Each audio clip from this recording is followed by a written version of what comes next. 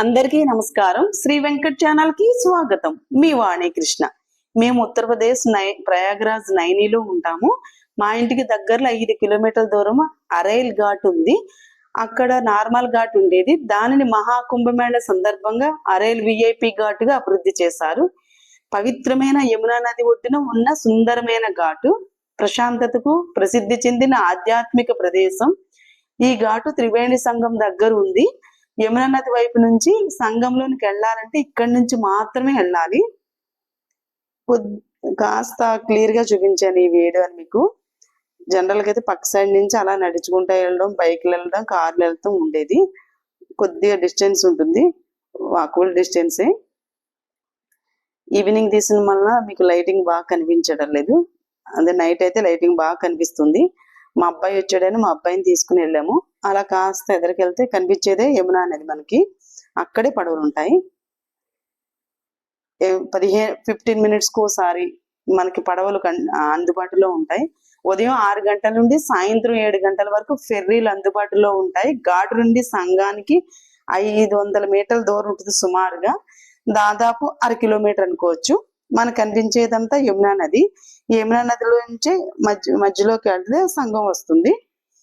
ఇప్పుడు వేసవకాలం వల్ల కాస్త వాటర్ తగ్గాయి. మధ్యలోకి అలా వెళుతూ ఉంటే సంగం వస్తుంది. శీతాకాలం అయితే మనకు సైబీరియన్ పక్షులు కనిపిస్తాయి. అట్లా ఫుడ్ గట్టా వేస్తూ ఉంటారు. మనకి వాటర్ బాటిల్స్ కావాలన్నా వాటర్ బాటిల్స్ కూడా నా పడవల్లోనే అమ్ముతూ ఉంటారు వాళ్ళు. ఏం కావాలంటే అన్ని ఫెసిలిటీస్ అన్ని అక్కడే ఉంటాయి. సంఘంలో పూజ చేసుకున్నా కూడా కొబ్బరికాయలు, పాలు అన్ని కూడా వాళ్ళే అమ్ముతారు. ఈ సంఘం ఈ యమునా నది నుంచి బయటకు వస్తే పక్కన రోడ్డు ఉంటుంది. రోడ్డు పక్కన చాలా దేవాలయాలు ఉంటాయి. అడుగడుగున ప్రయాగరాజులో శివలింగాలు దేవాలయాలు ఇవే కనిపిస్తున్నాయి నాకు. ఎదురుగా కృష్ణుడి దేవాలయం ఉంటుంది. 1/2 కిలోమీటర్ దూరంగా వెళ్తే చంద్రుడు స్థాపించిన సోమేశ్వరనాథ టెంపుల్ ఉంటుంది. లాస్ట్ మంత్ లో మీకు ఆ వీడియో చూపించాను. అలా స్మారకాలు ఉంటాయి, ట్రస్టులు ఉంటాయి. దీని పక్కన పాత వ్యూ ఉంది. అరేల్ పాత్ ఘాట్ ఇది. దీన్ని కూడా చాలా డెవలప్ చేశారు మహాకుంభమేళ సందర్భంగా. దీన్ని సల్పీ పాయింట్ అని కూడా పిలుస్తారు. కూర్చునే కుటీరాలు, శీతాకాలం సైబీరియన్ పక్షులు కనిపిస్తాయి. స్నాక్స్ స్టాల్స్, ఈవినింగ్ గుర్రాలు, గేమ్స్ ఉంటాయి. నదిని ఆస్వాదిస్తూ కూర్చోవడానికి, తినడానికి, ఆడుకోవడానికి గొప్ప ప్రదేశంగా దీన్ని చెప్పొచ్చు. ప్రయాగరాజ్ వస్తే కంపల్సరీ దర్శించవలసిన ప్రదేశంలో ఇది ఒక్క ప్లేసు. చాలా ఘాటులు ఉన్నా దీనికి ఇంపార్టెంట్ ఉంది. ఇది గంగా, యమున నదులు మరియు పౌరాణిక సరస్వతి నదితో కలిసి పవిత్ర ప్రదేశం. విశ్రాంతి తీసుకోవడానికి, సూర్యోదయం లేదా సూర్యాస్తం చూడడానికి ఒక అందమైన ప్రదేశం.